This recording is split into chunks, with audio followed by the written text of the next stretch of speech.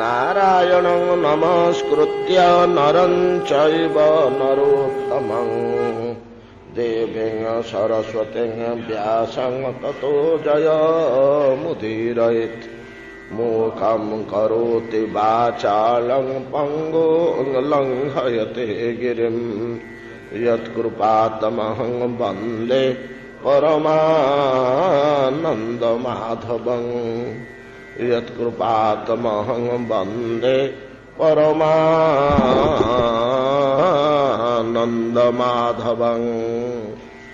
भवारण्ये प्रतिपदं दुःख संकट संकुले नराणां भ्रमतां विष्णु भक्तिरेका सुखप्रदा निरालम्बे द्वन्द्ववात प्रुद्यतुर्मी सुदुस्तरे निमग्नानां भवाम्बुधौ विष्णुभक्ति तरिश्रुता आश्रितैकां भगवतें विष्णुभक्तिं तुमातरम् सद्यः सन्तुष्टमनस न तु शोचन्ति जातुचित् विष्णुभक्ति सुधापान संहृष्टानां महात्वनां ब्राह्म्यं पदं स्वल्पलाभो भाजनानां विमुक्तये।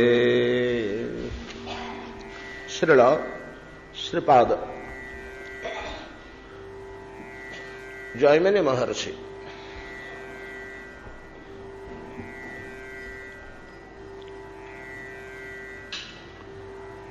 समस्त मुनिमंडल सम्मुखें वर्णना कले भक्ति रसर उत्कर्षता जहा विनिर्गत होइथिला परम भगवत पार्षद भक्त प्रवर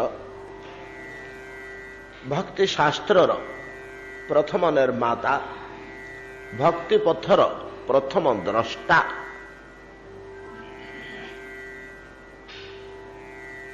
देवर्षिपाद नारदंकर मुखरु एवं परम भक्त इंद्रदमन प्रति इंद्रदमन राजदरबार मध्यरे भक्तिर महान गुण गान करी नारद मुनि इंद्रदमनंगर व्यक्तित्वर परिचय प्रदान करुछन्ति। महाराज इंद्रदमन अहो सौभाग्य आपणक हृदय भगवान प्रति भक्ति जात होइछे बिंदुए जहा परम दुर्लभ जहा सहजरे मिले ना। भक्तिमान व्यक्ति भक्ति देवी कुरुड़े ठीक शिशु तार जननी कुरुड़े आश्रय नेला भाया नहीं था। जननीर कूଳରେ ଥିଲେ शिशुर ଯେପରି କୌଣସି ଚିନ୍ତା ନାହିଁ ଭୟ ନାହିଁ ଉଦ୍ବେଗ ନାହିଁ विपदर प्रश्न नहीं। जननी सर्वोत्त भावरे शिशु को रक्षा करे तद्रूप महाराज भक्ति जननी कुरुड़े आश्रय नहीं व्यक्ति चिंता उद्वेग सूचना दुख विपद किछि नहीं। सकल परिस्थिति भक्ति देवी जननी रूपा भक्ति देवी निश्चित भाव रक्षा करेंगे। ये गोटे कथा आम स्मरण करिपरिबा जे भक्तर केवल जननी भक्ति सेतिकी केवल भक्ति देवी जननीत्व मातृत्व से केपली सकल जगतर मां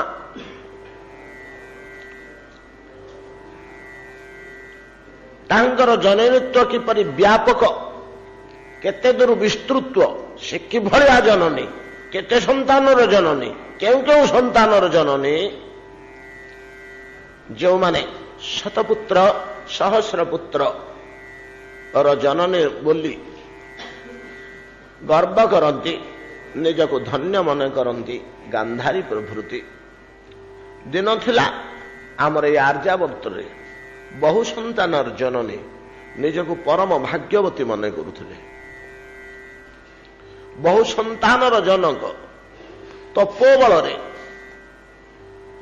बहु संतान उत्पत्ति करा जाउथला।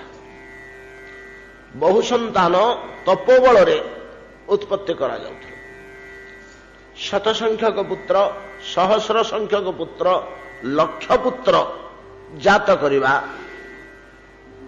रहिछि दृष्टांत पुराण मानकरे। एवं ब्रह्मा तांग ऊपर बड़ खुशी होउथले।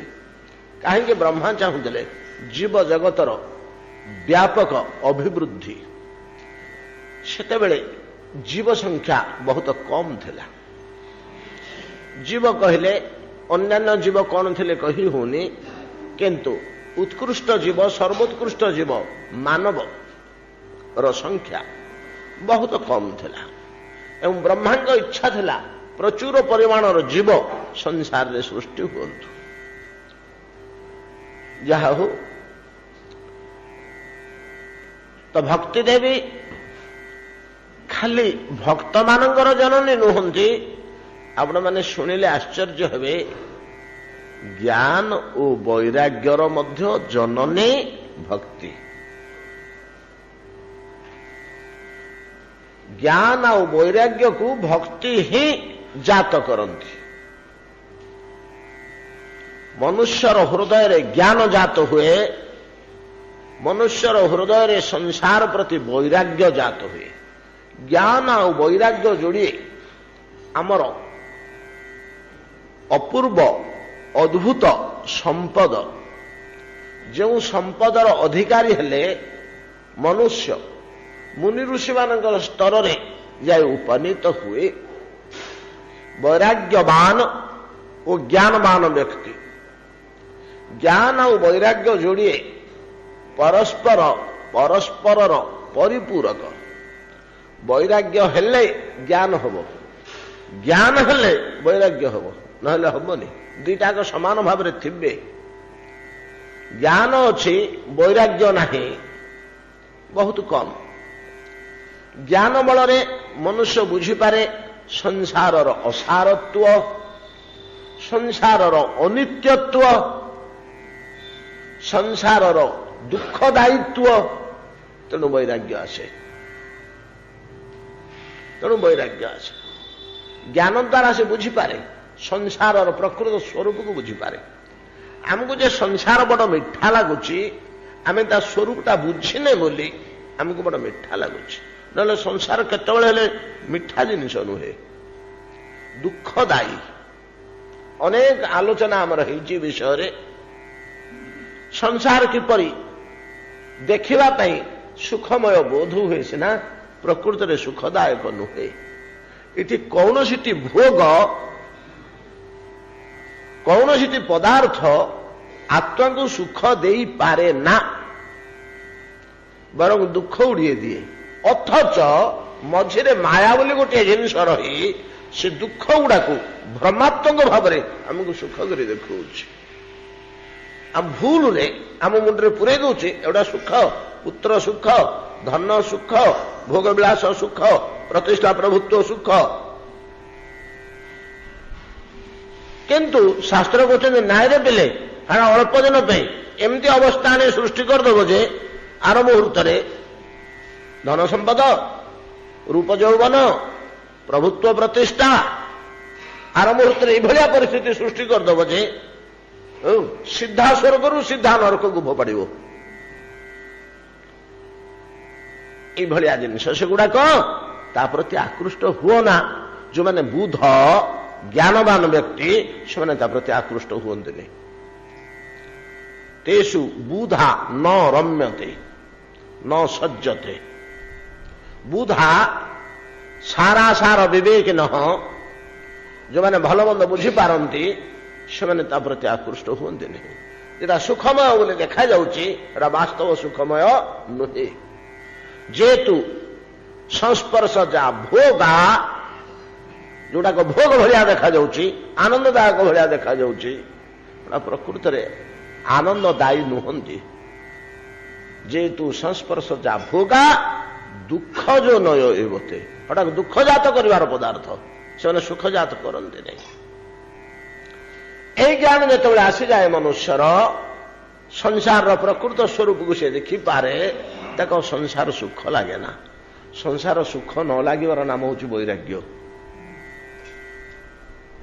संसार प्रति जो अनुराग कमीगला, आसक्ति कमीगला, लोभ कमीगला, भोग करी ई पिपाशा कमीगला, इंद्रिय भोग लालसा कमीगला, तार ना वैराग्य।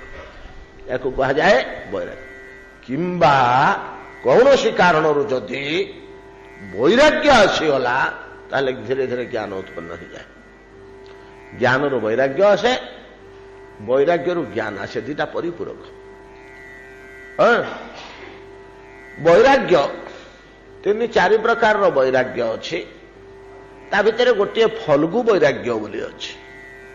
फल्गु वैराग्य क्या कह जाए कौन सी कारण बाहर वैराग्य पड़ी आसी किंतु भितर लालसा जीवित अच्छी, एटा को फल्गु वैराग्य कह जाए।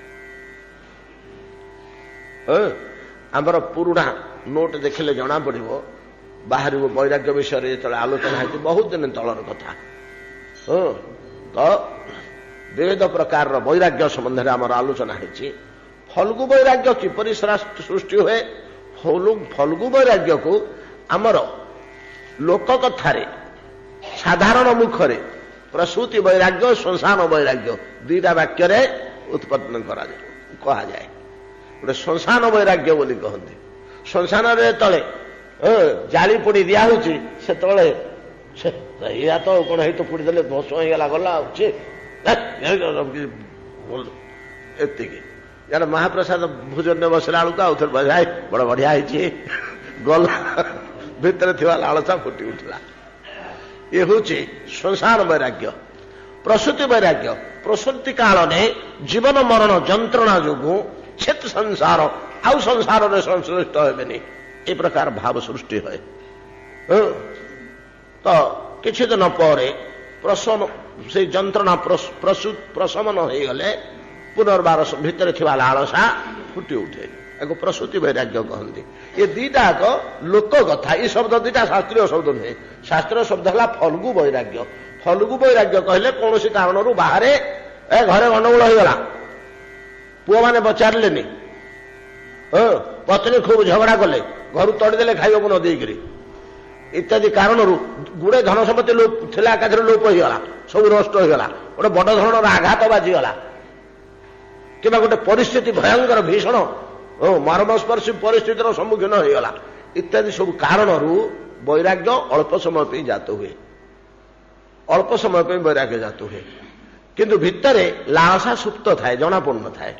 किछि काल पर आस्ते आस्ते आस्ते आस्ते बाहर कारणटा भूली गले भितर लुचि आवेग आसक्ति संसार भोग पिपाशा पुणी फुटी उठे। तेणु एटा फल्गु वैराग्य कहते। फल्गु नदीर जपरी उपरटा सुखिला अंतस्रोत जले चली थाए, अंतस्रोत जलर बाली तले तले चली थाए, उपरटा सुखिला बाली से भितर तार अच्छी, एटा फल्गु वैराग्य कह जाए। तथापि फल्गु वैराग्य मध्य बड़ कल्याणकारी। फल्गु वैराग्य हूँ पछे संसार चंडाल आसक्ति एड़े कदर्य जोटा आमको माया भूल दे भ्रमात्मक भाव देखा बड़ सुख बोली आम माति जाइए सब भूलिकी ईश्वर को पर्यटन भूली गले। संसार भोग एमती माति गले मो देह मो पुत्र मो घर मो धन एकदम मुझे गली। इतकी आसक्ति एतिकी मोह आमर अद्भुत कथा जे ईश्वर पर्यंत आम भूलीगले। ये सबुड़ाक ईश्वराधीन। देह ए गृह ए पुत्र ए धन सब ईश्वराधीन, आम धीन नुह। ईश्वर इच्छा आसी ईश्वर इच्छा पलू ना आम आनीपरचु ना आम छाड़ी पार्छु। कूटा हेल्ले करनु आम धन आसला बेले आम आनीपारनु, आम इच्छा आसेनि। आम इच्छा हाँ आम गोटे खटिचु चेष्टा करचु जत्न करचु श्रम करचु या करूँ किंतु आसेनि आमर इच्छा। अनेक लोग खटुंट श्रम कर भारी लोभ कर भारी चेष्टा कर पाऊना। अनेक लोग सामान्य श्रम कर आसी पहुंची जाऊँ गुड़े। अनेक लोग श्रम करना कि विशेष चेष्टा जत्न करते दही भात आसी गुड़े पहुंचीगला। रेयर केस भाई देखे आम नियंत्रण केमती रहा गला बेले आम तो कहीं चाहूनु जाऊ बोली मुहर सकल संपद पलि जाऊ एटा आम कहीं चाहूनु जाऊँ तेणु आम नियंत्रण केमती रहा। आम नियंत्रण रहा जपरी धन सेपरी पुत्र आम इच्छा पुत्र आसुनी पुत्र आसबार 3 मास कि 4 मास गर्भ होला परे आम जानूचु तथापि पुत्र हम कि कन्या हम जानू तेणु जीवा मध्य आम हाथ में नहीं आम चाहूनु पुत्र जाऊ बोली अचानक पुत्र चली जाऊँ न जीवा अवस्था चली जाऊँ तेणु आम हाथर किसी गुड़ाक नुहे जो ईश्वर एगुड़िक आमको देइछंती सेगुड़िक प्रति आम एपरी मोहासक्त हो जाऊँ जे दाता को भूलीगलु दाता को भूलीगले ताकू कहा जाए कृतघ्न ता ना हूँ कृतघ्न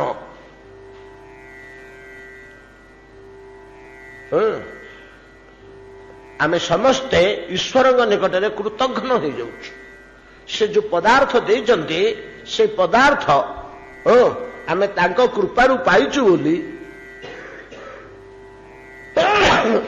भूली जाऊँ खाली जदि सेतिक मन पड़ जाता प्रभु देइछंती एगुड़िक प्रभु प्रसाद बोले मोहर हंतानी आज्ञा बोले मोहर प्रसाद ज्ञान आसीगले ये सबुड़िक मत ठाकुर देइछंती ठाकुर जोटा देइछंती तांको कृपा तांको प्रसाद प्रसाद ज्ञान आसला आसक्ति बा बंधन आसबनी धीरे धीरे कमिज जहा हो आमर कथा पड़ा वैराग्य जात हुए ज्ञान ज्ञान रु जात हुए वैराग्य ये पड़ेगा आशु वैराग्य शिथिल वैराग्य दृढ़ वैराग्य एमती अनेक प्रकार वैराग्य अच्छे फल्गु वैराग्य मध्य आम कल्याणकारी ये कथा मुझे नहीं कि जोटा फल्गु वैराग्य श्मशान वैराग्य कि प्रसूति वैराग्य से कल्याणकारी कुदृष्टि कल्याणकारी जिते बड़े से वैराग्यटा आसीगला से समय तो वैराग्यटा अच्छी ना सीटा पछे पछे क्षीण हो गला सीना पुणी आसक्तिटा बढ़ एवं आसक्तिटा भितर लुचिकी अच्छी निष्क्रिय भाव में क्रिया करनी संस्कार प्रति छिटकार बड़े अल्प समय पे हो फल्गु वैराग्य हो बुझेनि आसी जाए सेतिक बेले जदि साधु संग होगला वैराग्यटा आसছে ना छे चंडाल संसार बोली सेतिक बेले जदि सन्यास होगला सेतिक बेले जदि खसीगला मनुष्यटा इथु धीरे धीरे धीरे से गोष्ठी में पड़गला ये फल्गु वैराग्यटा धीरे धीरे धीरे धीरे टाण हो जाए परिवेशर प्रभाव संगर प्रभाव भितर थिबा आसक्ति बहुत काल चापी होकर रहीजे ना तो शिशु नष्ट हो जाए हरिभजन जदि होगला ताले नष्ट हो जाए तेणु समय फल्गु वैराग्य मध्य बड़ कल्याणकारी बड़ उपकारी संपूर्ण भाव में नष्ट करदेला भाया आसक्ति की सुजोग मिल जाई पारे सबू कारण जदि वैराग्य आसीगला ताहले वैराग्य बलरे धीरे धीरे धीरे धीरे ज्ञान उत्पत्ति है एवं ज्ञान वैराग्य जोड़िकाक जो आसीजे से भगवान चरण अरविंदरे भक्ति निश्चित भाव में आसब भगवान को स्मरण आसीज ज्ञान वैराग्य आसले भगवान को स्मरण आसला तापर धीरे धीरे धीरे भक्ति लाभ हम भक्ति लाभ हाँ डेरी हो पारे कि ईश्वर स्मरण आसीज गोटे जगार कहले बोधे श्लोकटा आम 4-5 दिन तले आलोचना होता मो सुंदर सिद्धांत टे इमती भागवत केतटा सिद्धांत आम पाइबा जोटा अन्य शास्त्र पाइबानी गीतार भाया केतोटी सिद्धांत पाइबा जोटा अन्य शास्त्र पाइबानी बड़ विचित्र जिनिस सब रही गीता भागवत गीतार विशेषकर भक्ति परेशानु भव विरक्ति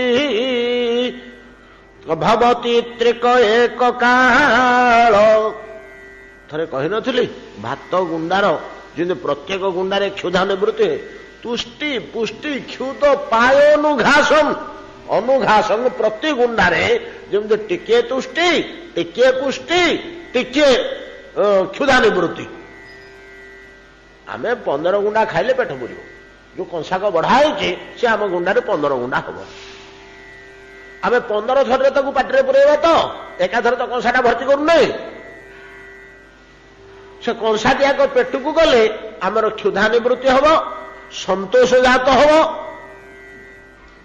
नहीं कि एवं देहर पुष्टि जात हम देहर दुर्बलता दूर ही सबलता आसीज ये तीनटा हम पुष्टि पुष्टि क्षुद अपाय अपाय बोले दूर हवा क्षुत अपाय क्षुधा दूर हवा ये तीनटा जिनिस हेले केमती आसला ना प्रति गुंडारे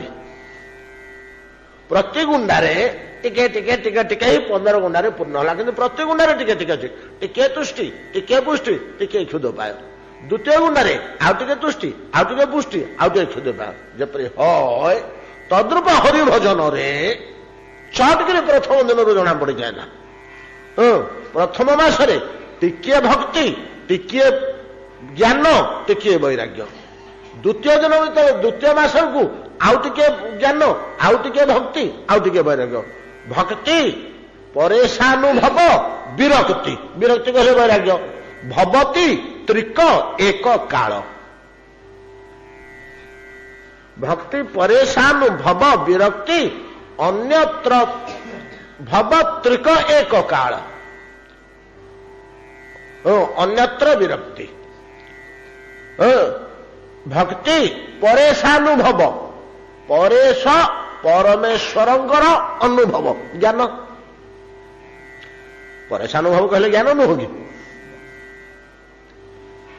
परमेश्वरंकर अनुभूति अंतःकरण भितर भक्ति ज्ञान वैराग्य टिके टिके टिके टिके टिके प्रथम मासरे टिके जना पड़ा द्वितीय मासरे आउ टिके तृतीय मासरे आउ टिके चतुर्थ मासरे आउ टिके 10 वर्ष कला बेलू पूरापूरी अनुभव हो गलानी प्रथम प्रथमे ना भगवत अनुभव हम ना भक्ति हम ना वैराग्य भाया जना पड़ो किंतु भजन अनुसार धीरे धीरे धीरे धीरे बोले यहाँ नाम उपर कहुई नाम उपर तुम 10 लक्ष नाम कर 10 लक्ष नाम कले गोटे गोटे नाम तो कर प्रत्येक नाम टिके प्रत्येक गुंडारे टिके आहरी या भाग कर प्रत्येक गुंडारे टिके टिके तुष्टि पुष्टि क्षुद पाए अच्छी प्रत्येक गुंडाटा 1000 भात नहीं कि 500 भात कि 300 भात तो एकाठी गुंडाटे होती प्रत्येक अन्न टिके टिके अच्छी प्रत्येक तंडुल चाउल टिके तुष्टि टिके पुष्टि टिके किंतु गोटे भात खाइले सीना जना पड़ोनी टिके ना को अच्छे कि गोटे भात खाईदे तुष्टि पुष्टि क्षुद पाय क्षुधा गला भाया जना पड़ोनी गुंडे खाईदे जना पड़ोनी 7-8 गुंडा खाइला टिके जना पड़ो टिके भोक मला भाया जो व्याकुलता था सेटा कमीगला किंतु खाइबा तीव्र लालसा अच्छी ए आउ टे ढाली आने तो टिके टिके जना पड़ो सेमतिका हरि नाम हरि भजन रे प्रत्येक नाम टिके टिके अच्छी कौन 3टा अच्छी टिके भक्ति टिके ज्ञान टिके वैराग्य जड़े लोक दिन को 2000 कला हरे नाम राम राम राम राम बसिक जपुच 2000 कला प्रत्येक नाम टिके टिके टिके मिसिक किसी जना पड़ानी प्रथम दिन मासटे पड़ेगा किसी जना पड़ानी 6 मास पर टिके कौन है कि नहला भाया लगे कौन है भाया लगुच धरा पड़ुनी सठिक कि नहीं मात्र है भाया टिके टिके लगुच राति पाइला कि नहीं जना पड़नी कि केमतिका टिके पूर्व दिगटा टिके सफालिया दुष्टि बोधे राति पाइगला बोधे आउ अध घंटे पर आलुओ हो कि सठिक धरी होनी रातिटा पाइला आसलानी कि नहीं ठीक से भाया तो वैराग्य ज्ञान और ज्ञान वैराग्य परस्पर परस्पर परिपूरक ये 2टी जिनिस जिते आसे भक्ति आपे स्वतः पलि आसे ज्ञान और वैराग्य ये 2टार जननी होउचंदी स्वयं भक्ति महाराज ज्ञान वैराग्य कूट जात हम हरिभक्ति जात हम जदि हरिभक्ति आसीगला ताकू आपे ज्ञानी आपे वैराग्य करदेव यार गोटे सुंदर दृष्टांत आमर भागवत महात्म्य रही ये नारद मुनि बुली बुली बुली बुली बुली कुआड़े जाई वृंदावन में पहुंचले वृंदावन में पहुंची देखिले गोटे 16 युवती तरुणीटीए बड़ मनोहर मूर्ति एडे सुंदर पवित्र रूपा तरुणीटीए बसिक दुख करुच्ची कांदुची ता कोल जोड़े ଶତାଧିକ ବୟସ୍କ ବୃଦ୍ଧ ଶୋଇଛନ୍ତି। ହଇଲ ମା ତୁ କିଏ ଲୋ, ଇ ବୁଢା ଯୋଡିକ ତୋର କିଏ, ବାପ ଶ୍ୱଶୁର ନା କଣ? ନା ନାଇଁ ମହାପ୍ରଭୁ ଇ ଯୋଡିକ ମୋର ପୁଅ। କି କଥା କହୁଛୁ, ତୋ ପୁଅ? ତୁ କିଏ ଲୋ? ନା ମୁଁ ହରିଭକ୍ତି। ଚମକି ପଡ଼ିଲେ, ତୁ ହରିଭକ୍ତି? ନାରଦ ମୁନି ଆପଣ କେବଳ ମୋ ଦୁଃଖ ଦୂର କଲେ କରିବେ। ନା କଣ ହେଇଛି ମା ତମର? ନା ପିଲା ଯୋଡିକ ମୋର ଅସମୟରେ ବୃଦ୍ଧ ହୋଇଗଲେ, ଏ ଶୋଇ ଖାଲି ପଡି ରହିଛନ୍ତି, ଆଖି ଫିଟେଇ ପାରୁନାହାନ୍ତି କି ଉଠି ପାରୁନାହାନ୍ତି। ନା କେମିତି? ନା ଏଇ ଯୋଡିକ ହଉଛନ୍ତି ମୋ ପୁଅ, ଗୋଟିଏ ଜ୍ଞାନ ଗୋଟିଏ ବୈରାଗ୍ୟ। ଏଇ ଯୋଡିକୁ ଧରିକି ମୁଁ ବେଶ ଭଲରେ ଥିଲି, କଳିକାଳ ଯେମିତି ଆସିଲା ଆମେ ତିନି ଏମିତି ଅବସ୍ଥା ହେଇଗଲୁ, ଜରାଗ୍ରସ୍ତ, ଜ୍ଞାନ ଜରାଗ୍ରସ୍ତ, ଆଖି ଟିକେ ଚାହିଁବାକୁ ବଳ ନାହିଁ, ବୈରାଗ୍ୟ ମଧ୍ୟ ସେ ଅବସ୍ଥା, ଭକ୍ତିର ସେ ଅବସ୍ଥା। କଳିର ପ୍ରଭାବରେ ଜ୍ଞାନ ବୃଦ୍ଧ ଅଛି କିନ୍ତୁ ମଲା ଭଳିଆ, ବୈରାଗ୍ୟ ଅଛି ଖାଲି ଶାସ୍ତ୍ରରେ, ପୋଥିରେ କିମ୍ବା ପ୍ରବଚନରେ।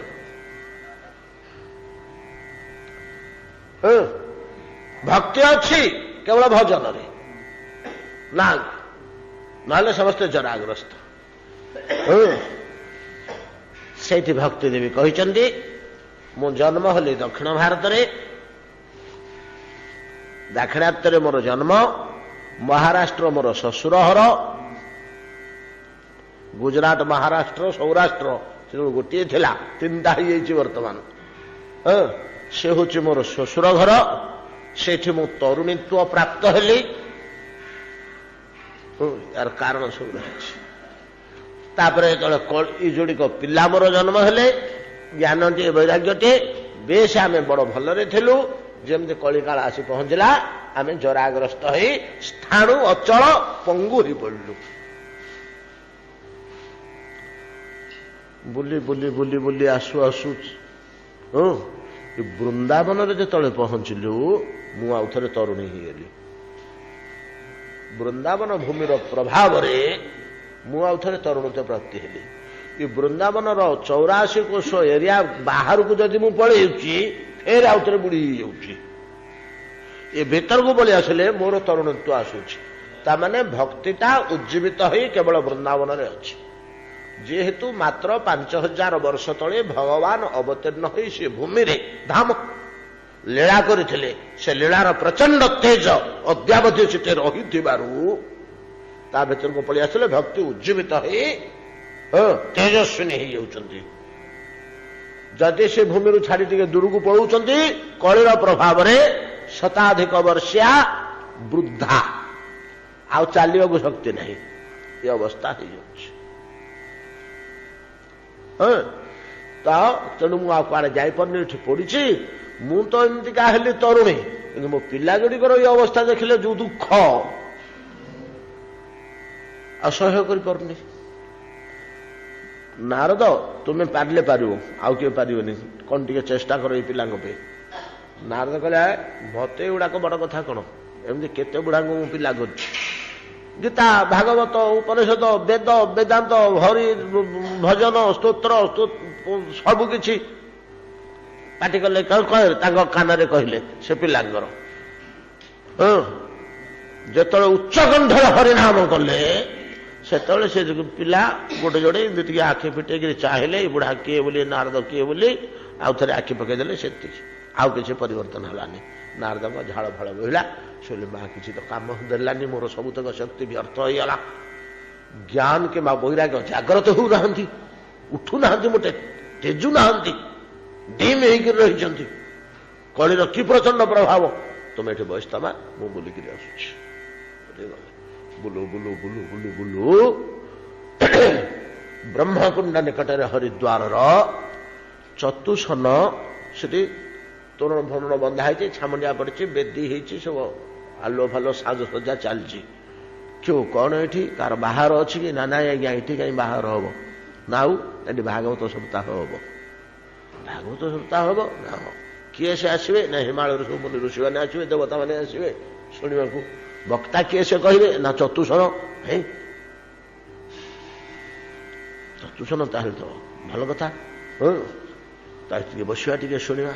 ସେଠି ବସି ଶୁଣିଲେ, ସେ ଭାଗବତ ସବୁ ଶୁଣି ସାରିଲା ପରେ ସେଇଠୁ ଆସିକରି ଭକ୍ତି ଦେବୀ କହିଲେ ତମେ ମା ହରିଦ୍ୱାର ପଳା, ସେଠି ଅପେକ୍ଷା କରିଥିବ, ମଝିରେ ମଝିରେ ସେଠି ହଇ ସପ୍ତାହ, ଭାଗବତ ସପ୍ତାହରେ ଯଦି ପିଲା ଦିଟାକୁ ବସେଇଦବ ସେଠି ପକାଇଦବ ନିଜ ପାଖରେ, ସେଇ ଧ୍ୱନିଆଙ୍କ କାନରେ ବାଜିଲେ ଇଏ ପୁନର୍ବାର ତରୁଣ ହେଇ ଉଠିବେ ସିନା, କିଶୋର ହେଇ ଉଠିବେ, ନହେଲେ ଆଙ୍କୁ ଆଉ ଉଠେଇବାର କୌଣସି ଅର୍ଥ ନାହିଁ। ଅତଏବ ଜ୍ଞାନ ଓ ବୈରାଗ୍ୟ ଭାଗବତ ଭକ୍ତି ଶାସ୍ତ୍ର ହେଲେ ମଧ୍ୟ ଯେହେତୁ ଭକ୍ତି ହେଉଛନ୍ତି ଜନନୀ ସ୍ୱରୂପ, ଭାଗବତ ଶ୍ରବଣରେ ଜ୍ଞାନ ଓ ବୈରାଗ୍ୟ ଜୀବର ଅନ୍ତଃକରଣରେ ଏ ଜ୍ଞାନ ହେଇ ଉଠନ୍ତି, ଜାଗ୍ରତ ହେଇ ଉଠନ୍ତି। ଯାହା ହଉ ଯେ ଯେଉଁ ଭକ୍ତି ଜ୍ଞାନ ଓ ବୈରାଗ୍ୟର ଜନନୀ, ସେ ସାଧାରଣ ଜୀବର ଜନନୀ ହବା ଅଯଥାର୍ଥ କଣ?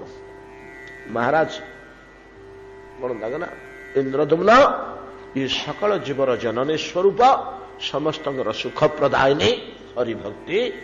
ମହାରାଜ ଇନ୍ଦ୍ରଦ୍ୟୁମ୍ନ ଭକ୍ତିଙ୍କ କଥା କଣ କହିବି?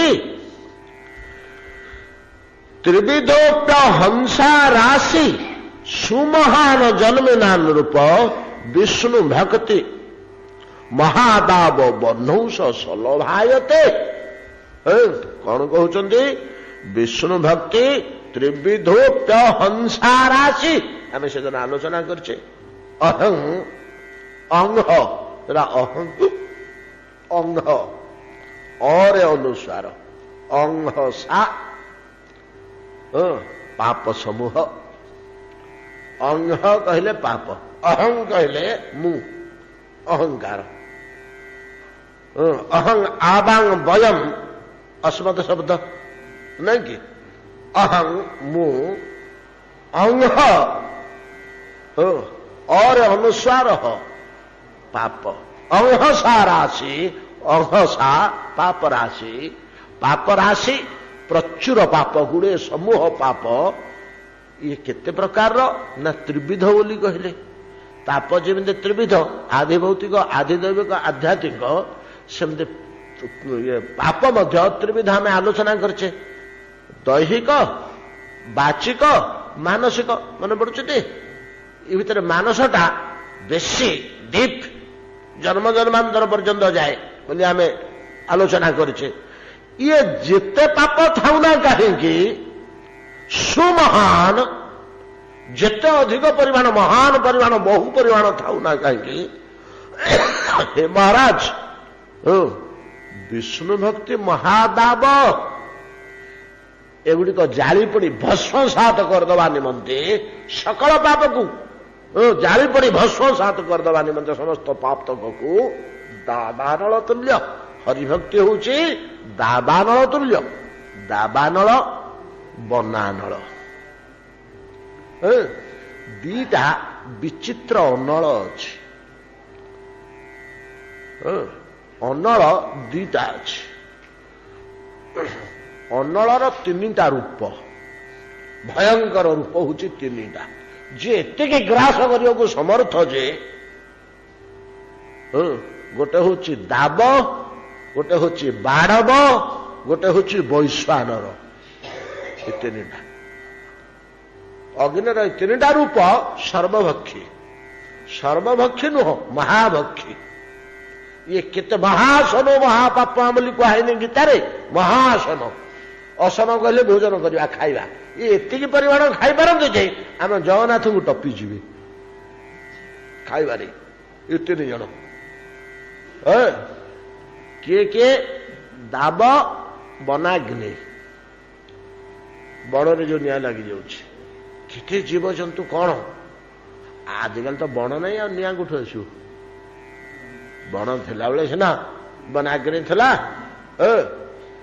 ଆପଣମାନେ ଦାବର ତେଜ ଦେଖିବାକୁ ପାଇବେ କୋଉଥିରେ? ମହାଭାରତରେ ଖାଣ୍ଡବ ବନ ଦାହ ସମା ବର୍ଣ୍ଣନାରେ ହେଲା ଦାବ। ବାଡ଼ବ ହଉଛି ସମୁଦ୍ର ଅଗ୍ନି। ସମୁଦ୍ର ଭିତରେ କୋଉଠି ଗୋଟେ ଅଗ୍ନି ଅଛି, ଏ ପାଣିରେ ସେ ଲିଭୁନି। ସମୁଦ୍ର ଜଳ ଭିତରେ, ସମୁଦ୍ର ଗର୍ଭରେ ସେ ଲିଭେ ନା, ତାକୁ ପାଣି ଲିଭେଇ ପାରିବନି। ଏମିତି ଭୟାନକ ଅଗ୍ନି ସେ, ତା ନାଁ ହଉଛି ବାଡ଼ବ। ଆଉ ବୈଶ୍ୱାନର କୋଉଠି ଅଛି? ଆପଣଙ୍କର ସମସ୍ତଙ୍କର ପେଟରେ। ଅହଂ ବୈଶ୍ୱାନର ଭୂତ୍ୱା ପ୍ରାଣୀନାଙ୍ଗ ଦେହମାଶ୍ରିତ। କେତେ ଟ୍ରକ ପୋଡ଼ିଲାଣି ହିସାବ କରିଛନ୍ତି? କାହାର ହିସାବ କରିବା? ନୃସିଂହବାବୁଙ୍କର ହିସାବ କରିବା। ସିଏ ଆମଠୁ ସବୁଠୁ ବୟସ୍କ। ଦିନକୁ କେତେ ଚାଉଳ, କେତେ ଡାଲି, କେତୁଟା ଆଳୁ, କେତୋଟି ଫୁଲକୋବି ତାଙ୍କ ଜୀବନରେ ପୋଡ଼ିଲାଣି ତାଙ୍କ ପେଟ।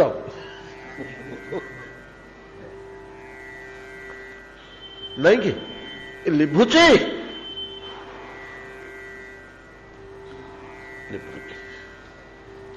ଦିନକୁ 4 ଲିଟର 5 ଲିଟର ପାଣି ପକା ହଉଛି ତା ଉପରେ, ତଥାପି ସେ ଶାନ୍ତ ହଉନି, ଲିଭୁନି। ଏମାନେ ପାଣିରେ ଲିଭନ୍ତିନି, ପାଣିରେ ଲିଭନ୍ତିନି। ଏ 3ଟା ଅଗ୍ନି, ଯାହା ହଉ ଦାବାଗ୍ନି, ଦାବାନଳ, ସଲଭାୟତେ। ଦାବାନଳ ସଲଭାୟତେ। ସଲଭ କହିଲେ କୀଟ, ଉଡ଼ନ୍ତା କୀଟ, ଝିଟିକା, ଫିରିଗି, ଅସରପା, ପତଙ୍ଗ ଜାତୀୟ, ତାକୁ ସଲଭ କୁହାଯାଏ। ସଲଭ କହିଲେ ଝଡିପୋକ। ସଲଭର ପ୍ରକୃତ ଅର୍ଥ ହଉଛି ଝଡିପୋକ। ଏ ଯୋଉ ଝଡିପୋକ ବାହାରନ୍ତି ତାଙ୍କୁ ସଲଭ କୁହାଯାଏ। ସେ ସଲଭ ଟାଇପର ଯେତେ ଅଛନ୍ତି ପତଙ୍ଗ, ଏଗୁଡାକର ଗୋଟେ ସ୍ୱଭାବ ପତଙ୍ଗ ମାନଙ୍କର ଯେ ଏଠି ପତଙ୍ଗାୟତେ ସଲଭାୟତେ ବୋଲି କାହିଁ କହିଲେ? ଅଗ୍ନିରେ ତ ସମସ୍ତେ ପୋଡ଼ିକିରି ଧ୍ୱଂସ ହେବେ, ଆଉ ମଧ୍ୟ ସେଇଭଳିଆ ଭକ୍ତି ରୂପକ ଦାବାଗ୍ନିରେ ସବୁ ପାପରାଶି, ତ୍ରିବିଧ ପାପରାଶି ତ ପୋଡ଼ି ଭସ୍ମ ହୋଇଯିବା କଥା। ସଲଭ ବୋଲି କାହିଁ କହିଲେ? ସଲଭ ଶବ୍ଦର ଅର୍ଥ ହେଲା, କହିବାର ତାତ୍ପର୍ଯ୍ୟ ହେଲା, ଏଇ ସେଠି ନିଆଁଟା ଧରିଛି 5 କିଲୋମିଟର ଦୂରରେ ଗୋଟିଏ ମହୁମାଛି ଫେଣା ଅଛି। ସେଠି 10 ଲକ୍ଷ ମହୁମାଛି ଅଛନ୍ତି ସେ ଫେଣାରେ। 5 କିଲୋମିଟର କି 10 କିଲୋମିଟର ଏଠି ପାହାଡରେ ନିଆଁ ଲାଗିଲା। ଯେମିତି ନିଆଁ ହୁତୁ ହୁତୁ ହେଇ ଜଳିବ, ସେ ସବୁତକ ଡକା ଡକେଇ ଚାଲରେ ଚାଲରେ ଚାଲରେ ଭୋଜି ହଉଛି ବୋଲି ସବୁତକ ପଳେଇ ଆସିବେ। ଏକାବେଳେ ସବୁତକ ସେ ନିଆଁରେ ପଶିଯିବେ, ପୋଡ଼ିକିରି ପାଉଁଶ ହେଇଯିବେ। କିନ୍ତୁ ତମେ ତ 10-15 କିଲୋମିଟର ଦୂରରେ ଥିଲ, ଗଛ କୋରଡ଼ ଭିତରେ ନିଶ୍ଚିନ୍ତରେ ଥାନ୍ତ, ଅଗ୍ନି ତମ ପାଖରେ ପହଞ୍ଚି ପାରିଥାନ୍ତା କି ନାହିଁ ସନ୍ଦେହ। ତମେ ସେଠୁ ଉଡ଼ି ଆସିକିରି କାହିଁକି ନିଆଁ ଭିତରେ ପୋଡ଼ିକିରି ମଲ? ନା ଭାଇ, ଆମ ସ୍ୱଭାବ ସେଇଟା, ଆମେ ନିଆଁ ଦେଖିଲେ ସମ୍ଭାଳିକିରି ରହିପାରିବୁନି, ଯାଇ ସେ ଭିତରେ ଝାସ ଦେଇ ପୋଡ଼ି ମରିଯିବ। ଯେପରି ଯୋଉଠି ଯେତେ ପତଙ୍ଗ ଥିବେ, କିନ୍ତୁ ଯେତେବେଳେ ନିଆଁ ଲାଗିଲା, ହରିଣ ପଳେଇଲା, ବରାହ ପଳେଇଲା, ବ୍ୟାଘ୍ର ପଳେଇଲା, ସର୍ପ ପଳେଇଲା, ସମସ୍ତ ପ୍ରାଣ ବିକଳରେ ଦୂରକୁ ପଳେଇଲେ। ହଇରେ ସଲଭ ଗୁଡାକ, ତମେ ଆସିକିରି କାହିଁକି ଦୂରରେ ଥିଲ? ତମେ ତମେ ଚାରିଆଡୁ ଦୌଡ଼ି ଆସିକିରି ନିଜେ ପଶିକିରି କାହିଁକି ପୋଡ଼ି ମରୁଛ? ନା ଭାଇ, ଆମ ସ୍ୱଭାବ, ନେଚର, ତାକୁ କିଏ କଣ କରିବ? ତ ଠିକ ସେଇଭଳିଆ ହରିଭକ୍ତି ଯଦି ଉଜ୍ଜୀବିତ ହେଲେ ହୃଦୟରେ, ଦୂର ଦୂରାନ୍ତରେ ଲୁଚି ଛପିକିରି କୋଟି କୋଟି ଜନ୍ମ ପୂର୍ବର ଯେତେ ଯୋଉଠି ପାପ ଥିବେ, ପତଙ୍ଗ ଉଡ଼ି ଆସି ନିଆଁରେ ପଡ଼ିଲା ଭଳିଆ ସବୁତକ ସାଉଁଟି ହେଇକିରି ଆସି ନିଆଁରେ ପଡ଼ି ପୋଡ଼ିଯିବେ, ଭକ୍ତି ଭିତରେ ପଶି ନଷ୍ଟ ହେଇଯିବେ। କି ସୁନ୍ଦର ଭାବରେ ଲେଖୁଛନ୍ତି। ତ ବ୍ୟାସ ଏତେ ପୁରାଣ ଲେଖିଛନ୍ତି, କିନ୍ତୁ ପ୍ରକୃତରେ ଏଗୁଡ଼ାକ ଆମେ ଡିଟେଲ ଆଲୋଚନା କରିନଥିଲେ। ଆମେ ଡିଟେଲ ଆଲୋଚନା କରିନଥିଲେ। ସବୁ ପୁରାଣ ଟିକେ ଟିକେ ପଢ଼ା ହେଉଛି, ସବୁଠୁ ଶ୍ରେଷ୍ଠ ମଧ୍ୟ ଭାଗବତ, କିନ୍ତୁ ସ୍କନ୍ଦ ପୁରାଣରେ ଏଭଳିଆ ମର୍ମସ୍ପର୍ଶୀ, ଏଭଳିଆ ସୁନ୍ଦର ଭାବରେ ଜିନିଷ ଗୁଡ଼ାକ ବ୍ୟକ୍ତ କରିଛନ୍ତି ସବୁ ଇଏ, ଯାହା ବର୍ଣ୍ଣନାତୀତ। ଏଡ଼େ ସୁନ୍ଦର ମର୍ମସ୍ପର୍ଶୀ ଶାସ୍ତ୍ରକୁ ଆଜିକାଲିର ଗବେଷକ ମାନେ କହୁଛନ୍ତି ହେଇଥାଇପାରେ। କଣ ହେଇଥାଇପାରେ? ହୋ ନା, 11ଶ ଶତାବ୍ଦୀର ହେଇଥାଇପାରେ। ଯେ ପାରେ କାହିଁକି ହଁ ବୋଲି କହୁନ ପ୍ରମାଣ ଥୋଇକିରି? ନା ଆମେ ଅନୁମାନକିରି କହୁଛୁ। କଣ ଅନୁମାନ କଲ? ନା ବ୍ୟାସଙ୍କ ଭାଷା ସହ ଏଇ ଭାଷା ମିଶୁନି। ତମେ ବ୍ୟାସଙ୍କର ଆଉ କୋଉ ଭାଷା ଦେଖିଛ? ତମ ଜୀବନରେ ବ୍ୟାସଙ୍କର କୋଉ ଭାଷା ପଢିଛ?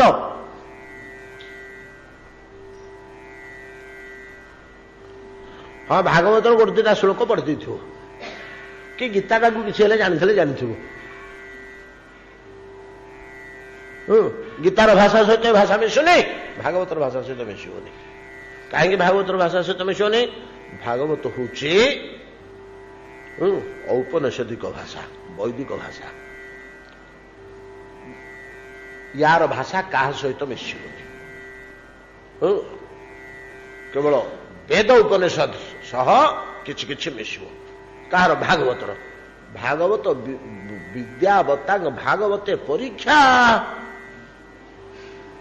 विद्या भागवता बधी विद्याटा भागवतटा हूँ विद्यार शेष सीमार जिनिष से सरल वस्तुटा हेल्ले ता लांगुएज अलगा से गोटाक शास्त्र विप्रात द्वेषण गुण जोता तो दर बिंद नाभ पादार बिंद विमुखात स्वपच वरिष्ठ ता भाषाटा अलगा तार रचना परिपाटीटा अलगा कहीं ना सेटा बेसी व्यासंग रचना नाही सेटा शुकंग मुख निर्गतटाकू डिटो करी टेपी पकईचंदी व्यास निज रचना सेटा नुह निज रचना तांकर होची मात्र अष्टादश सहस्र जहाँ से कही शुकंगु सेटा तो से लिखि ना शुकंगुटा कहले सेटा को लिखिले से देखिले जे भागवत भलिया महान शास्त्र मो पाटी बाहर से जो मूल्यांकन करुची शुकमुहर बाहरला बेलू सेटा अधिक शतगुण जाज्वल्यमान हो जाऊँ तेणु से निज लेखनी चालना न करी खाली स्टेनोग्राफी भलिया शुकंग मुहर बाहर थिबा जिनिसटा को लिखिले कि महाभारत निजे लिखिले महाभारत अंश हूँ गीता गीतार भाषा किसी असुविधा नहीं ठीक है सहित मिशी जाऊे जदा जदा हि धर्म से ग्लानिर्भवति भारत अभ्युत्थानम अधर्मस्य तदात्वानम सृजाम्यहं परित्राणाय साधूनां विनाशाय च दुष्कृताम् कौन भाषा किसी या अलग लगुच जो गवेषक मैंने कहते एकादश शताब्दी रचना हो थाई पारे तुम्हें व्यासदेवंकर केते खंड शास्त्र अध्ययन करी तुम भितर अध्यासित हेले तो जड़े जान पढ़ी पढ़ी पढ़ी पीजीव भितर से लोक अनुभव कर भाषाटा कहीं अलग अलग लगुच यहाँ चाणक्यर लेखा नुह कि चाणक्य लेखाटा ता भितर पीले तार फिल हे ना न पीले फिल हे कि गोटे दिना पढ़ी देते 20, 30, 40, 50 वर्ष धरी पीजीव भितर तेरे फिल हम प्रमाण दे हेनी प्रमाण भी दे हेनी आम जहाँ पढ़ला ताहा लिखा आम समाज मध्य से भाया जहाँ शुणला ता ग्रहण कला जहाँफल आम अवस्था हो कहीं एकादश शताब्दी लेखा हम गीताटा को एकादश शताब्दी बोली तो कहीदे पाना कौटी प्रमाण मिलूनी कौ शास्त्र आम रखी प्रमाण मिल गोरखपुर गंडे छापिला बोलते तुम बही देखुच बही कौटी थिला भारत रे पुराण शास्त्र बही थिला 50 वर्ष तले गीता प्रेस गंडे छापिदेला बोली मागणारे घरे घरे पुरी देला मागणा दियो न लोके नेबेनी पैसा दाम जदि रखिब तबे नेबेनी मागणा दियो मागणा देले दुर्व्यवहार हो ना हाँ 99टा बही नष्ट हो जाऊ दुर्व्यवहार दुरुपयोग हो जाऊ गोटे बही जन विद्वान पाखे बंची जाऊ ई लक्ष्य से दीची भारतीय माने से लोकटा पाखे हनुमान प्रसाद पदार निकटने कोटिया कल्प 15 ऋणी ही रही आज्ञा खंडे बही आप पाऊे कौट देखीदे पिलादिने खंडे कौट देखा बनूलु खोजिकी गीता प्रेस छपेक मागणारे देला 4 खंड पोथी हाथ को आसला तापरे का भां किए केमती चौखम्बा प्रकाशन किछटा प्रकाश कला आउ ये किछटा प्रोत्साहन देला आमर विश्व हिंदू जो विद्यालयटा अच्छे यूनिवर्सिटी काशी बनारस रे हिंदू यूनिवर्सिटी ना कौन सीटा हम गोटे यूनिवर्सिटी नहीं हिंदू महाविश्वविद्यालय बनारस महाविश्वविद्यालय हिंदू महाविश्वविद्यालय से किछटा प्रोत्साहन देला आउ पैसा प्रोत्साहन देकर निजे गोरखपुर रे गोटे स्वतंत्र प्रेस कला एवं मागणारे बांटिला तेबे आम पोथी पाइलु आ पुराणा पोथी कोठी थिला जे पुराणा पोथी जेमिति कहउचंदी जे राधा शब्द भागवत रे नाही तेणु राधा बोली किए नाही राधा शब्द भागवत रे काहे नहीं सेटा सिना खोजिब इटा नाही बोली कि संसार रे नाही अंधर आखि नाही बोली आकाश रे सूर्य नाही से भलिया आमर सब गवेषणा आजिकल जुग हो जा हो आम कहीं सियाड़े जा आम आड़े समय हो तो गला ना गण तो जो त्रिविध पाप कि सुंदर भाषा केमतिका लेखार शैलीटा को करूँ गुरुत्व को कि प्रकार सी जिनिसटा दौरान कि सलभायत बोली कहवा दरकार कौन थिला कि वैशिष्ट्य अच्छी त्रिविधोपि अंहसा राशि ही सुमहान जन्मेनांग नृप जन्मेनांग मनुष्याणांग मनुष्य मानकर 3 प्रकार पाप राशि विष्णु भक्ति महादाब बन्धौ विष्णु भक्ति रूपक महादाब बन्धौ महादाब अग्नि रे स पापा सलभायते से पतंग हंती पतंग हबार तात्पर्य कौन समस्ते तो बनर पशुपक्षी माने बनर अग्नि के देखिए प्राण विकल पड़े दूर को पोड़ी मरीजे बोली ये कहीं किए कोठी दूर थे टाणी होकर आसिक पड़िकी मले ठीक तद्रूप जिते पाप रुचि सपिकी जन्म जन्मांतर जो थे भक्ति जदि जाता निज आड़ू आसी पड़ी ता भीतर जली पड़ी से जीव को निष्पाप करदे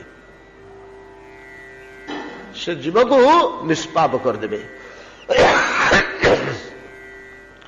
प्रयाग गंगा प्रमुख तीर्थानी च तपांसी च अश्वमेध क्रतुबरो दानानीषु महांति च व्रतोपवास नियमा सहस्रान्यर्जिता अपि समूह एषाम एकत्र गुणितं कोटि कोटि भी विष्णु भगते सहस्रांश समसौ नहीं कीर्तित ओहो केते ढंगरे जिनिसटा को से कहउचंदी प्रयाग तीर्थराज प्रयागराज ना प्रयाग शब्दर खाली प्रयाग से नुह भीम कहले भीमसेन जदिव सेनर किसी अर्थ ना कि राजर ये अर्थ अच्छे खाली प्रयाग कह जाए ना प्रयागराज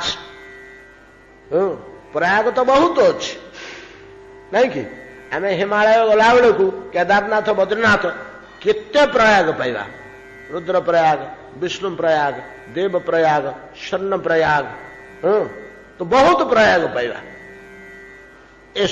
किंतु ये हूँ प्रयागराज प्रयाग कहले 3टा नदी एकाठी मिसले प्रयाग कहते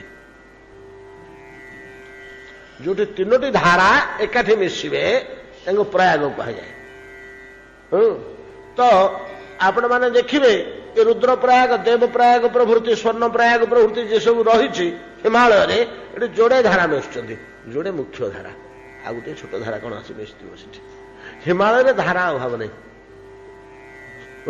अनंत धारा तेणु कौन हेल्ले गोटे आसी मिशुट दुईटी बड़ 2टा मिसला बेलू आ गोटे छोटिया कौन जमी ये गंगा जमुना 2टा बड़ धारा मिशुंट सरस्वती छोटिया धारा टी आसी मिशुची 2टी बड़ धारा मिशे से गोटे छोटिया टे पड़ो आम ओडिशा रे कोठी प्रयाग अच्छी कहले गोटे वेदव्यास गोटे प्रयाग अच्छी 3 धारा से बसुँच शंख कोयल ठीक प्रयाग भाया शंखर जल धड़ा कोयलर जल कला गंगा जमुना भाया बहुत बाट पर्यंत सी पाख से पाख जड़े आसुच पश्चिम जड़े आसुच पूर्व आड़ू 2टा नदी एमती बंकई 2टा मिसिले सी पाखे सरस्वती बोली गोटे धारा शीत दिने खाली ओदा रहे खरा दिने पूरा सुखी जाए वर्षा दिन 4 मासटी धारा चले केते बेसी बाट नुह एठू लबणिया छक एतिक बेट जाए ଏଇଠି ତାର ଉତ୍ପତ୍ତି ଗୋଟିଏ ବିଶାଳ କଦମ୍ବ ବୃକ୍ଷ, ସେଇଠୁ ଝରଣାଟି ବାହାରିଛି, ତା ପାଖରେ ଛୋଟିଆ ପାହାଡ଼ଟିଏ ନଦୀ କୂଳରେ ସେଇଠୁ ବାହାରିଛି। ତାର ଚାରିପଟେ ବର୍ତ୍ତମାନ ତାକୁ ଇଟା ଫିଟା ଦେଇକିରି କଂକ୍ରିଟ ଦେଇକିରି ଗୋଟେ କୁଣ୍ଡ ଭଳିଆ କରିଦେଇଛନ୍ତି। ପାଣି ସେଠି ଭର୍ତ୍ତି ହେଇକି ରହୁଛି। ବଡ଼ ମିଠା ଝରଣା ପାଣି ତ, ବଡ଼ ସ୍ୱଚ୍ଛ ବଡ଼ ମିଠା ପାଣି, ହାତ ବଢ଼େଇକିରି ପିଇ ହୁଏ। ତା ନା ସରସ୍ୱତୀ। ସେଇଠୁ ଗୋଟିଏ ଛିଦ୍ର ଅଛି, ଚାରିପଟେ କାନ୍ଥ ହେଇଯାଇଛି କୂଅ ଭଳିଆ, ଗୋଟିଏ ପଟେ ଛିଦ୍ର ଅଛି ଭୂମି ସିଧାରେ। ଯେତେବେଳେ ବର୍ଷା ଦିନେ ପାଣି ସେଇଠୁ ଉପରକୁ ଆସିବ, ସେ ଛିଦ୍ର ଦେଇକିରି ପାଣି ବାହାରିକିରି ଛୋଟିଆ ଧାରାଟିଏ ଯାଇକିରି ସେଠି ମିଶିବ। ଶୀତଦିନ ଯେତେବେଳେ ହେବ ସେତେବେଳେ ଆଉ ପାଣି ଧାରା ରହିବନି, କିନ୍ତୁ ସେ କୁଣ୍ଡ ପାଖରୁ ନଦୀରେ ମିଶିବା ଜାଗା ପର୍ଯ୍ୟନ୍ତ ଚଲା ପଥ ଭଳିଆ ଏତିକି ଚଉଡ଼ାର ସେ ପୁରା ଓଦା ହେଇକିରି ରହିବ। ଖାଲି ଓଦା ଦୋଷ କାଦୁଅ ଭଳିଆ ରହିବ, ସେଟା ପାଣି ଦେଖାଯିବନି। ଖରାଦିନ ହେଲେ ଆଉ ଚିହ୍ନ ବର୍ଣ୍ଣ ରହେ ନା, ଶୁଖିଯାଏ। ବେଶୀ ଖରା ଯେତେବେଳେ ହୁଏ ସେଟା 2 ମାସ ଖଣ୍ଡେ ଆଉ କିଛି ଚିହ୍ନ ଜଣା ପଡ଼େ ନା। ଆଉ ଗଙ୍ଗା ଯମୁନା ସରସ୍ୱତୀରେ ମଧ୍ୟ ଠିକ୍ ସେଇଭଳିଆ, ଠିକ୍ ସେଇଭଳିଆ ଯେ ବର୍ତ୍ତମାନ ସରସ୍ୱତୀ କୁଣ୍ଡଟି ଏଲାହାବାଦ କ୍ୟାଣ୍ଟନମେଣ୍ଟ ଭିତରେ ରହିଗଲା। କ୍ୟାଣ୍ଟନମେଣ୍ଟ ଭିତରେ ରହିଗଲେ ଆଉ ତାର ଦର୍ଶନ ମିଳୁନି, ଦେଖା ମିଳୁନି। ସେଇଟା ସେଠି ତ ବଡ଼ ସୈନ୍ୟ ଛାଉଣୀଟେ ହେଇଗଲା, ବଡ଼ ସେନା ଛାଉଣୀଟେ ହେଲାନି କି ସେଠି? ଦୁର୍ଗଟା ନଥିଲା କି ସେଠି? ଫୋର୍ଟଟା, କି ଫୋର୍ଟ କହନ୍ତି? ଆକବର ଫୋର୍ଟ। ତା ନାଁ ହେଉଛି ଆକବର ଫୋର୍ଟ। ଆକବର ଫୋର୍ଟର ଗୋଟେ ପୋର୍ସନ ଲୋକେ ଦେଖିବା ପାଇଁକି ରହିଛି। ତା ଭିତରେ ଯାଇକି ତାର ଅଣ୍ଡରଗ୍ରାଉଣ୍ଡ ଫଣ୍ଡ ଗୁଡ଼ାକ ସବୁ ଅଛି, ଦେଖିବା ପାଇଁକି, ବୁଲିକି ଦେଖିବା ପାଇଁ ସୁବିଧା ଅଛି। ବାକି ସମୁଦାୟ ଅଂଶଟା 1 ଏକର ଖଣ୍ଡେ ରହିଛି ଦେଖିବା ପାଇଁକି। ଆଉ ବାକି ପ୍ରାୟ 100 ଏକର ଖଣ୍ଡେ, 50-60 ଏକର ଖଣ୍ଡେ ସେନା ଛାଉଣୀ ହେଇଯାଇଛି। ଗଭର୍ଣ୍ଣମେଣ୍ଟ ଲ୍ୟାଣ୍ଡ କିଛି ମିଶିକିରି ଆଉ କ'ଣ ଦୁର୍ଗଟା ଭିତରୁ, ତାରି ଭିତରେ ସରସ୍ୱତୀ କୁଣ୍ଡଟି ରହିଛି। ଏଇଟା ତ ଦୁର୍ଗ ଫୁର୍ଗ ଗୋଟେ ଘର ଦ୍ୱାର ହେଇଗଲା, ଆଉ ଧାରାଟା ଜଣା ପଡୁନି। ଆଉ ଆସି ମିଶିବା ସେଠି ଯାହା ଏଠି ସିଆ। ଯାହା ହଉ, ୟାର ହେଲା ପ୍ରୟାଗ ଗଙ୍ଗା ପ୍ରମୁଖ ତୀର୍ଥାନି, ତୀର୍ଥରାଜ ପ୍ରୟାଗ, ନଦୀ ଶ୍ରେଷ୍ଠ ଗଙ୍ଗା ପ୍ରଭୃତି ତୀର୍ଥଗଣ, ଯାବତୀୟ ବଡ଼ ବଡ଼ ତପସ୍ୟା, ଅଶ୍ୱମେଧ ପ୍ରଭୃତି ସର୍ବଶ୍ରେଷ୍ଠ ଯାଗ, କ୍ରତୁବର, ବର ଶ୍ରେଷ୍ଠ ଅଶ୍ୱମେଧ କ୍ରତୁବର, ଦାନାନେଷୁ ମହାନ୍ତି ଚ, ମହାନ ମହାନ ବିଶାଳ ବିଶାଳ ଦାନ, ବଡ଼ ବଡ଼ ଦାନ ସମୂହ, ସକଳ ପ୍ରକାରର ବ୍ରତ, ବିନାୟକ ବ୍ରତ, ସାବିତ୍ରୀ ବ୍ରତ ଇତ୍ୟାଦି ସବୁ ବଡ଼ ବଡ଼ ବ୍ରତ, ଉପବାସ, ଏକାଦଶ୍ୟାଦି ଉପବାସ, ମହାଦ୍ୱାଦଶ୍ୟାଦି ଉପବାସ, ନିୟମଃ, କାର୍ତ୍ତିକଃ ମାଘଃ ବୈଶାଖଃ ନିୟମଃ, ଏତ ସବୁ ନିୟମ। ସହସ୍ରାଣୀ ଅର୍ଜିତା ଅପି, ଏଗୁଡ଼ାକ ସହସ୍ର ସଂଖ୍ୟାରେ ଯଦି ଅର୍ଜନ କରାଯାଏ, ଗୋଟେ ଲୋକ ଅର୍ଜେ,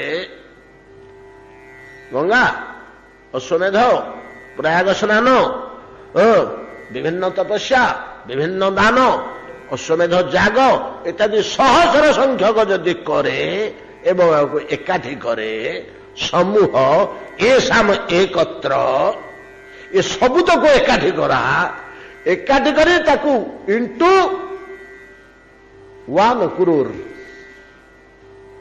ଏ ସବୁତକ ସତ୍ ପୁଣ୍ୟ, ସବୁତକ ସତ୍କର୍ମ ଏକତ୍ର ସହସ୍ର ସଂଖ୍ୟକ କରି ତାକୁ ଏକାଠି କରାହେଲା, ତାକୁ କୋଟିରେ ଗୁଣା ହେଲା। କୋଟିରେ ଗୁଣି ହେଲେ ଯେତେ ହେଲା, ହରିଭକ୍ତିର ଗୋଟେ ବିନ୍ଦୁ ସାଥିରେ ଏଗୁଡ଼ା ସବୁ ସମାନ ହବନି। ହରିଭକ୍ତିର 1 ଅଂଶ ସହ ଏଗୁଡ଼ିକ ସମାନ ହବନି। କଣ କହିଲେ? ପ୍ରୟାଗ ଗଙ୍ଗା ପ୍ରମୁଖ, ତୀର୍ଥାନି ଚ ତପାଂସି ଚ, ଅଶ୍ୱମେଧ କ୍ରତୁବର, ଦାନାନେଷୁ ମହାନ୍ତି ଚ, ବ୍ରତୋପବାସ ନିୟମଃ, ସହସ୍ରାଣୀ ଅର୍ଜିତା ଅପି, ସମୂହ ଏସାମ ଏକତ୍ର, ଗୁଣିତମ କୋଟି କୋଟି ଭି, ବିଷ୍ଣୁ ଭକ୍ତେ ସହସ୍ରାଂଶ ସମ ଅସౌ ନହି କୀର୍ତ୍ତିତ। ସହସ୍ର ଅଂଶରୁ ଅଂଶ ହବନି, ବିଷ୍ଣୁ ଭକ୍ତର ସହସ୍ର ଅଂଶରୁ ଅଂଶ ହବନି। ଆଉ ଭକ୍ତି ସମ୍ବନ୍ଧରେ କଣ କହିଥାନ୍ତେ ଆଜ୍ଞା? ହରିଭକ୍ତିର ପରାକାଷ୍ଠା ଆଉ ଗୁଣଗାନ याठू बोध हुए अधिक करी आउ किसी कही हेनी भाषा सरीगला ये ब्रह्म निर्णय करने को गला बेले बाच अत्र निवर्तते बंद हो जाए आपे बोधे याठू अधिक हरिभक्ति महिमा आउ कोठी गान करी एति हूँ नारदंगर उक्ति भक्ति संबंध में एति कथा कहले ये भक्ति संबंधी कथा समस्ते तन्मय चित्तरे विस्मय विस्फारित लोचन रे तो कौन से राजा ना इंद्रदम्न इंद्रदम्नंगर दरबार रे थिबा समस्त पार्षदगण विस्मय विस्फारित लोचन रे श्रवण कले महाराज इंद्रदम्न मध्य अपलक नयन पान कर जाउथले এই କଥା ରସ ନାରଦଙ୍କ ମୁଖ ନିର୍ଗତ ଏ ଶ୍ରବଣରେ ତାଙ୍କ ହୃଦୟରେ କି ଭାବ ଜାତ ହେଲା ଏବଂ କଣ ସେ ଜିଜ୍ଞାସା କଲେ କାଲି ମହାନ ତିଥି ତ୍ରିସ୍ପୃଶା ଏକାଦଶୀ ବ୍ରତ ଇନ୍ଦ୍ରଦମନଙ୍କ କଥା ଆରମ୍ଭ କରିବା ଆସନ୍ତା କାଲି ହେଉଛି ଏକାଦଶୀ ବ୍ରତ ଏକାଦଶୀ ଦ୍ୱାଦଶୀ ତ୍ରୟୋଦଶୀ ତିନିଟାକ କାଲି ପଡୁଛି ସକାଳ 6ଟା 7ଟା ପର୍ଯ୍ୟନ୍ତ ମୁଁ ଦେଖିନି ପାଞ୍ଚଟା ଭଲ କରି 7ଟା 8ଟା ଭିତରେ ଏକାଦଶୀ ସରିଗଲା ଦ୍ୱାଦଶୀ ଆରମ୍ଭ ହେଲା ପରଦିନ ସୂର୍ଯ୍ୟୋଦୟ ପୂର୍ବରୁ ଦ୍ୱାଦଶୀ ସରିଗଲା ତ୍ରୟୋଦଶୀ ଆରମ୍ଭ ହେଇଗଲା ତେଣୁ କାଲିର ତିଥିଟା ହେଉଛି ତ୍ରିସ୍ପୃଶା କହନ୍ତି ତ୍ରିସ୍ପୃଶା ହେଲେ ତାକୁ ମହାଦ୍ୱାଦଶୀ କୁହାଯାଏ ତା ନାଁ ହେଉଛି ତ୍ରିସ୍ପୃଶା ମହାଦ୍ୱାଦଶୀ ଯିଏ ମହାଦ୍ୱାଦଶୀ ନ କରିକି ଏକାଦଶୀ ବ୍ରତ କରିବେ ମହାଦ୍ୱାଦଶୀଟା ପରମାର୍ଥ ସ୍ମାର୍ତ ମତରେ ନାହିଁ ସ୍ମାର୍ତ ମତରେ କଣ ଏକାଦଶୀ ସ୍ମାର୍ତ ମତରେ ଏକାଦଶୀ ହଉ କି ପରମାର୍ଥ ମତରେ ତ୍ରିସ୍ପୃଶା ମହାଦ୍ୱାଦଶୀ ହଉ ଉଭୟ ବ୍ରତ ଆସନ୍ତାକାଲି ପାରଣ ପରଦିନ କେତେବେଳକୁ ମୁଁ କହିବି କାଲି ଦେଖିନି ଆଜି ଏତିକିରେ ଭାଗବତ ବିଶ୍ରାମ କରନ୍ତୁ କାଲି ସମସ୍ତେ ଏକାଦଶୀ ବ୍ରତ ଭଜନିତାଇ ଗୌରୁ ରାଧେ ଶ୍ୟାମ जप हरे कृष्ण हरे राम भजनिताई गौर राधे